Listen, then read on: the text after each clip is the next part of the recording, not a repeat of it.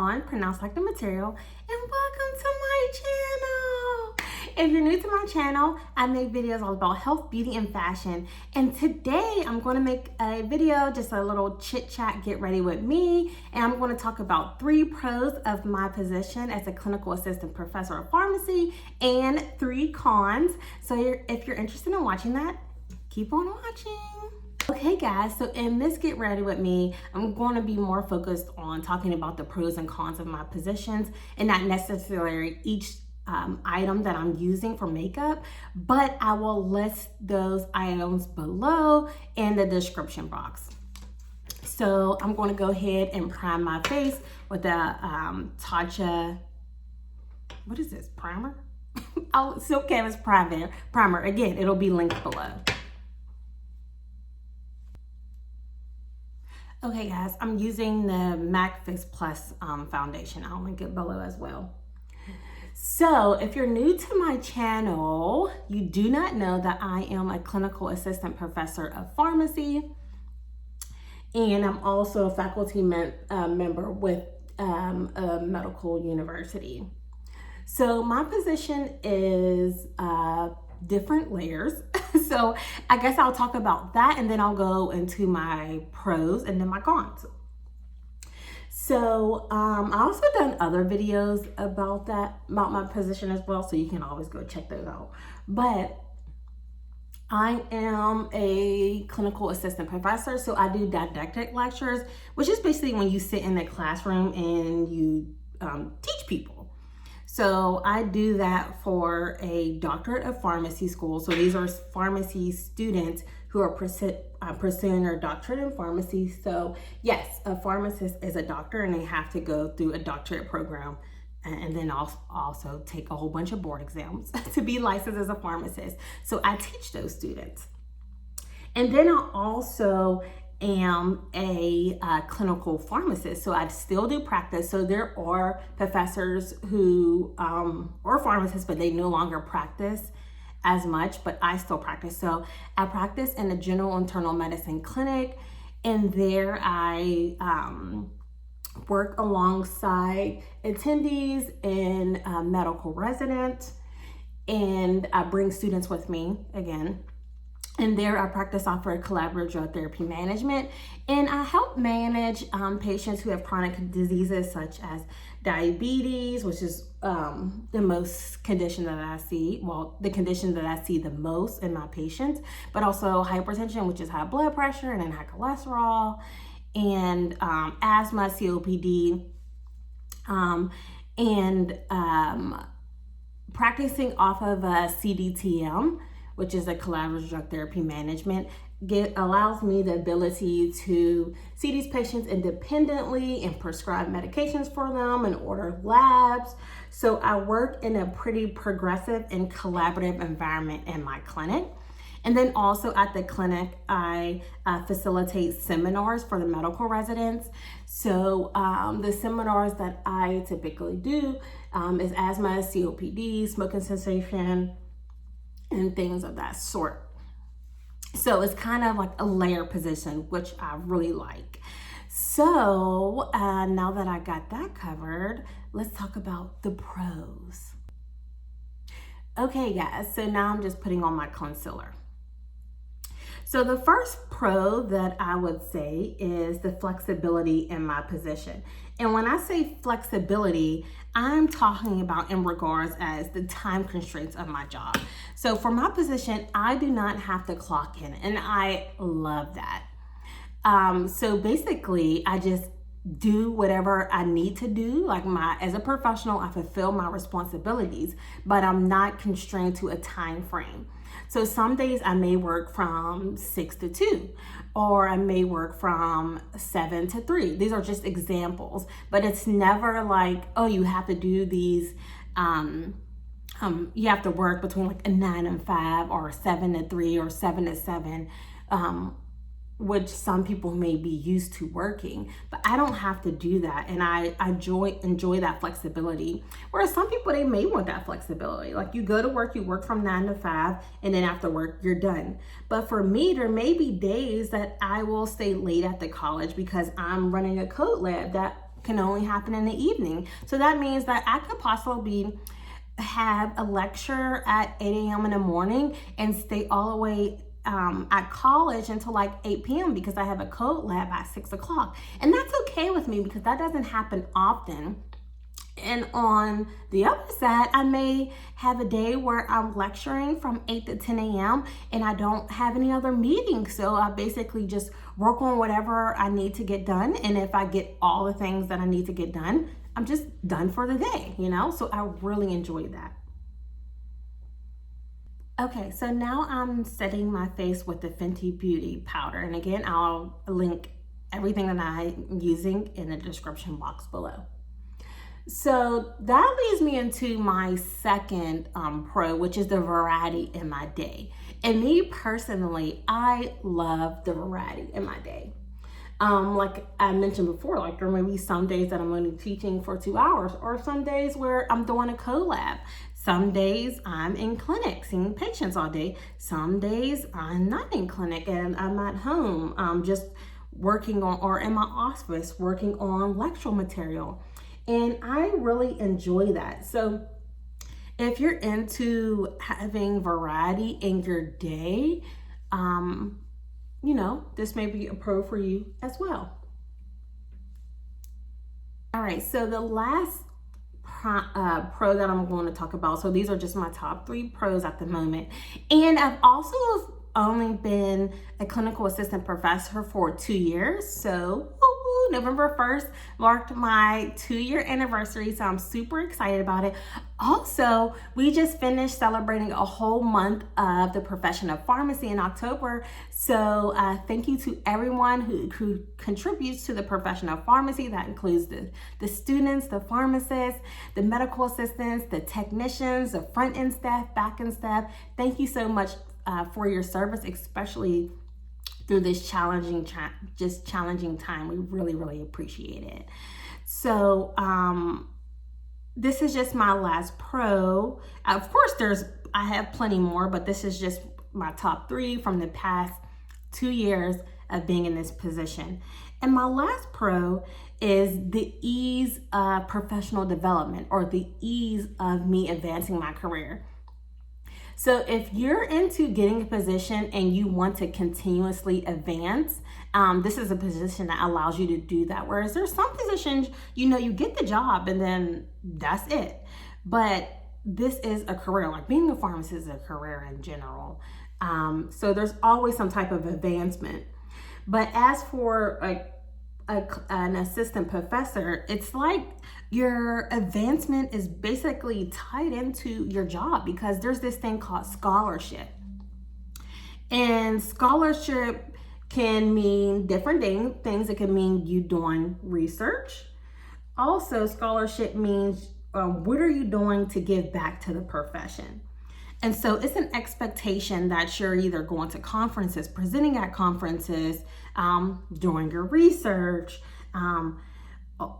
doing things in the college, such as being on committees, whether that be like a diversity committee or the admissions committee. And time is allotted for you to participate in those committees. So, of course, as you advance in your career, your expectations on being in these different sectors of your scholarship may increase. But again, there's time allotted for you to do that.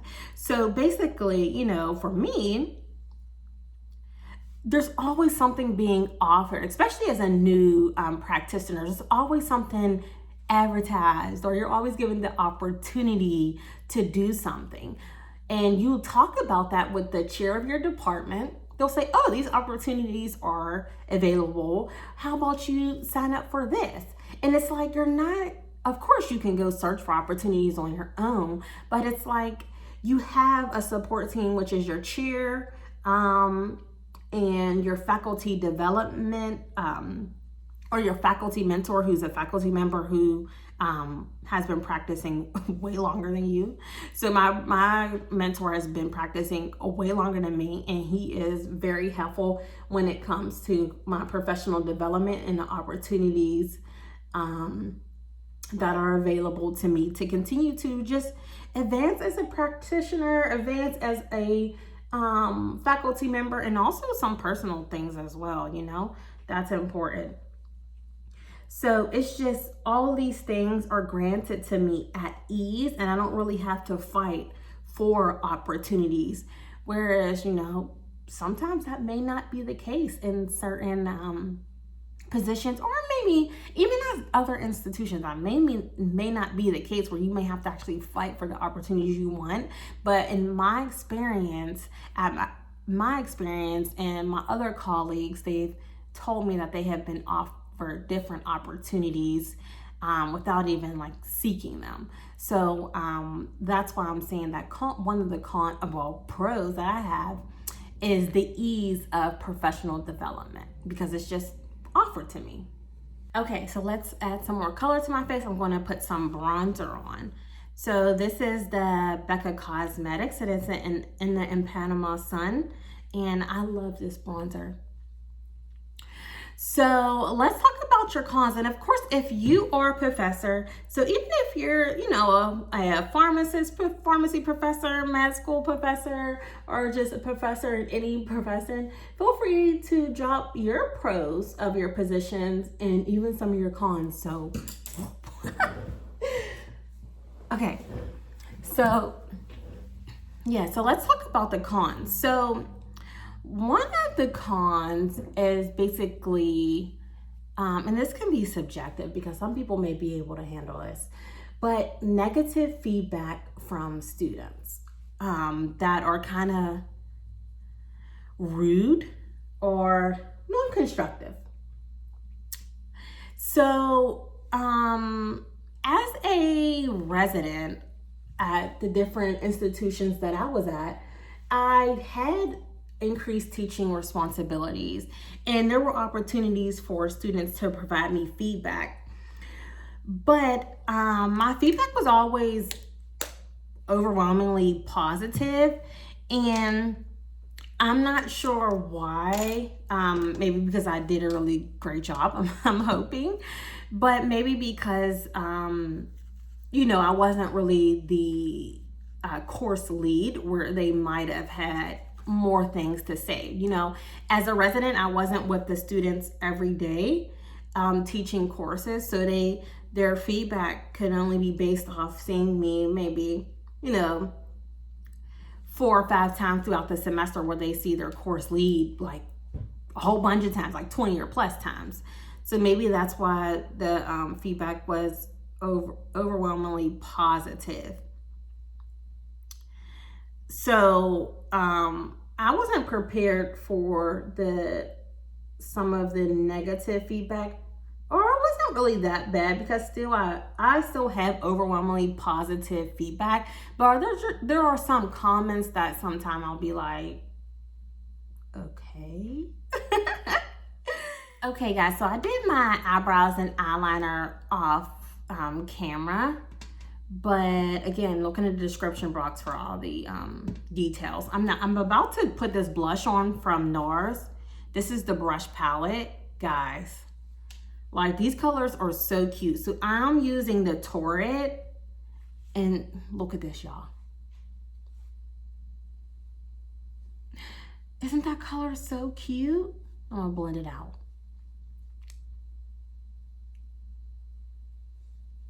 Cute, right? This is like a cute fall color.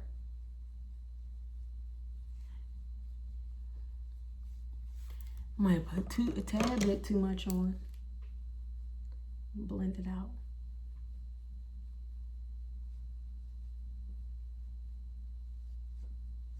Okay, cute. All right, so what was I talking about? Oh, yeah, so my first con, when students give negative feedback that may not be as so like constructive criticism. And my experience as a professor has been different than when I was as a resident. So some of the most of my comments are always positive, but there are some comments that are not as positive, and I do know professors that teach maybe topics that are, you know, extremely, maybe a little bit more labor intensive when studying. So that may lead students to, maybe not leading as more favorable comments compared to a subject that's not as labor intensive. And when I say labor, I'm talking about studying, okay? So most of my comments are overwhelming positive, and it's usually positive about like my passion for teaching. You can see that because I'm obviously, I'm a tad bit animated, some may say, but people tend to like my personality.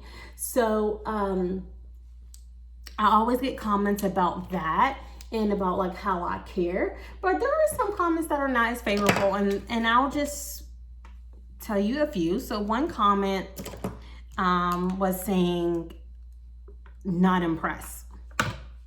Like that was the comment, and that's not really a negative comment. It's just a comment that's like, okay, I don't know. I wouldn't see myself leaving that for a professor, as in saying not impressed. So basically, it's another non-constructive, feedback. And then another comment is, she's nice, but sometimes too nice. This has nothing to do with my learning. So again, that's not a negative comment, but it's just like, there's not really anything I can do about that. And for some people, that may hurt their feelings. For me, it didn't hurt my feelings. It was just like, okay. And then another comment, I don't know. Yeah. Oh, one comment I guess maybe I mispronounced a word during lecture, but also I have a southern accent, and sometimes how I pronounce like O's, like cook, book, look, like, because I'm from Pittsburgh. Maybe I mispronounced something, but they didn't say what word it was. But basically they said she mispronounced a word that, a professor should know how to pronounce, leading me something, basically saying I didn't know what I was talking about because I mispronounced one word. And in a way, to be honest, it did hurt my feelings a little bit when I first read it. But then I thought about it, and I was talking about it with one of my colleagues, and I'm like, well, it's just one word, I mispronounce words all the time. I probably mispronounce a lot of words on this video, but I have to be confident in my abilities, knowing that I am, even though I may mispronounce one word, I am still doing my job. I still know what I'm talking about when I'm presenting a lecture. See, mispronounced the word. But just having the confidence in myself, knowing that I still know what I'm talking about, even though I mispronounced that. Like that one student mentioned that I mispronounced the word, but that no way reflects my ability to provide for my patients or to, educate students on the subject that I teach. And subjects that I teach, if you're interested, are in the pulmonary module. So I teach asthma, COPD, also teach ischemic heart disease, peripheral artery disease or peripheral vascular disease, and some other things. So that's what I teach. Okay, so today I actually am going to slick my edges down. So I'm using the Goodwill Style Sign Lagoon Gel. And I like this gel because I can put it on my edges and it holds them down. See how I held it down right away? And then the next day, instead of adding on more product, I could just re-wet it with some water and it like activate the gel again. So I'm just going to put this on my edges and then tie a scarf on it so it can like dry under there.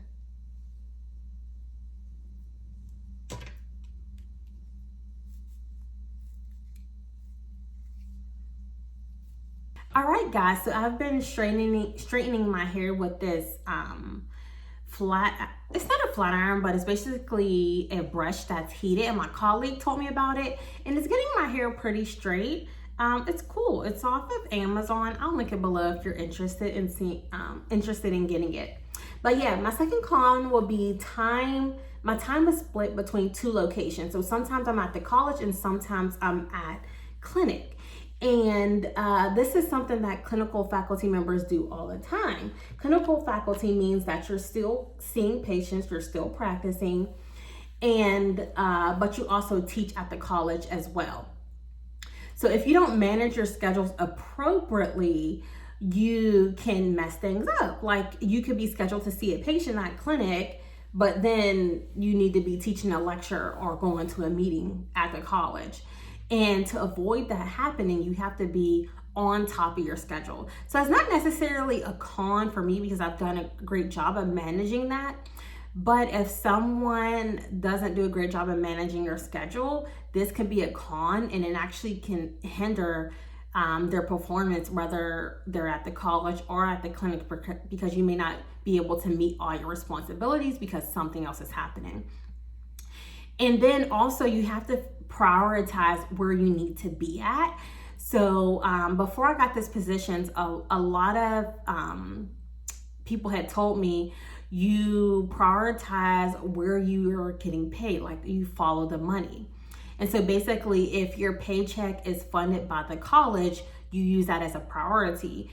Or if your paycheck is funded by the clinic or the hospital institution, you prioritize your responsibilities there. And for me, my position is fully funded through the college.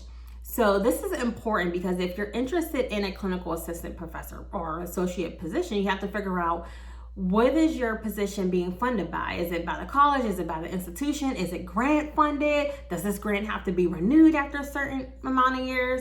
I could talk about more about that stuff in another video because it's a whole lot. Maybe a video of things you should know before securing your professor position. Yeah, maybe I'll do that. But for me, I've been very fortunate to make my schedule in a way where as though I'm fully funded by the college and they are a priority, but I've been able to make my schedule whereas I don't have to miss out on seeing any of my patients in clinic. I'm able to bring students in clinic whenever. And my team at my clinic, they are awesome. My manager is awesome as well. We communicate often. We always have pharmacy meetings, and it's just everyone knows where I'm at, how to reach a hold of me if I'm not at clinic. And then also, they know that when I guess I lost my train of thought. Man, I guess this happens when you get older. But basically, the key point is to make sure that you communicate with all of your teams. So you're at your college and at clinic or your hospital, where you are, and also how they can get a hold of you, whether that's like a Vocera, your cell, your email, something that they can get hold of you fast, because there may be times that you implemented something in your patient and then you go to your college and something's going on with the patient. You have to set up a way for you to be able to follow up in case there's an emergency, or there's someone dedicated who can be able to manage that emergency. So yeah. but it may be that basically being in two sites or having 2 locations to manage can be a con for some people, but as of right now, I feel like I'm doing a great job at doing that. Okay guys, so this this brush did a really great job. I'm impressed. I'm going to link it on my Amazon storefront, where I actually get a very small percentage of income if you guys purchase off there. But I wanted a platform where you guys are able to access all the things that I really, really love. And so I put some things on there for hair, beauty, skincare, because you guys know I have eczema, dry eczema prone and dry skin. So I linked a lot of things that I use to help my skin stay clean, clear, and moisturized. So I'll put that in the description box below, so be sure to check that out. So my last con is pretty specific to me, but it can relate to other people who feel as though they're a minority in their sector of their profession. So I am the only Black professor at my School of Pharmacy. And if you are in a minority in your, I guess in your workplace, you may be able to relate to this. And there are times that I may feel not necessarily alone, but basically there isn't representation for me, for someone that I can go to who looks like me to talk about subjects that may impact me as a Black woman or a Black professor. And my position started, a little bit before the height of the Black Lives Matter movement.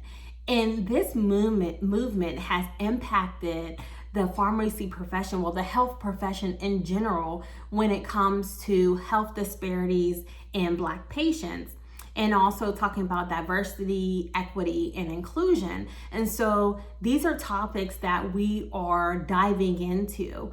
And I'm actually the course lead for a course at our college. It's called The Introduction to Diversity. And we definitely talk about Black topics there and systemic racism as well. And being a Black professor, it's a little bit different than if someone who is non-Black talking about specific topics, because some people may state like, oh, she may have, just some bias because I'm Black. So being able to talk to someone who is in the same position as me, as a Black professor in healthcare, specifically in the School of Pharmacy, would have been ideal for me. And it was hard for me to actually find someone who was open to talking with me because I didn't know where they were. So actually I sent a call out. So I'm a part of a Black pharmacist group where there's students and pharmacists, but I was unsure of who specifically was a faculty member who were managing students while the height of the Black Lives Matter movement was happening last year, and it's still going on. And so I put a call out to this group, and I was able to connect with a small amount of Black professors. And in our group that we started, there's no males in there. There's no Black males, but there's a few. When I say a few, y'all, it's like a few, very small. And so in that group, we just chat about things, and it's very refreshing to be able to have a space where I'm able to go to them and ask them about situations that I'm going through as a new professor. And so it's just very refreshing and well needed, because it's nice to have someone that you relate to. I do not take pride as being the only Black professor at my School of Pharmacy. And I already talked about this in my last video when I had my 1-year anniversary, where I feel as though at my institution they're very welcoming, and they definitely value me and appreciate me. But there's always that piece that's going to be like, wow, I wish I had someone who looked like me that I can look up to and bounce ideas off, because representation does matter. It is what it is. And so it's nice that I was able to connect with these Black professors just to bounce some ideas off. So I guess that's a con. There was no other Black professor to bounce things off of. So that was specific to me, because if you are a minority and you're looking for a position and you go to the interview and you obviously see there's no one there that looks like you, or you're able to relate to, that can definitely be a con to you and something that you should think about, because it can impact you. It can impact you mentally. And you just want to make sure that if you do go to an institution where you feel as though there's no one there that you can really relate to, that you have a great support system within, you know, your college, or even, you know, in your real life, who are able to, you know, give you support as you go through different transitions. And also you want to find someone that you can relate to. Okay guys, so this is the finished look. The hair came out really great. I love my makeup. So here's the full face you can see without the hair in the way. But the top I have on is from Broken Land. I will actually put a picture here of the finished look. I love this dress. If you like this video, please thumbs it up. And if you subscribe to my channel already, thank you. And if you want to see more of me, please subscribe and put some comments down below of your pros and cons, if you're a professor, pros and cons of your position. And if you want to learn more about my position or have any questions about my position or how I got my position, add them below. I may do a video about that too. But that's it. Thanks for watching, guys. Peace and love.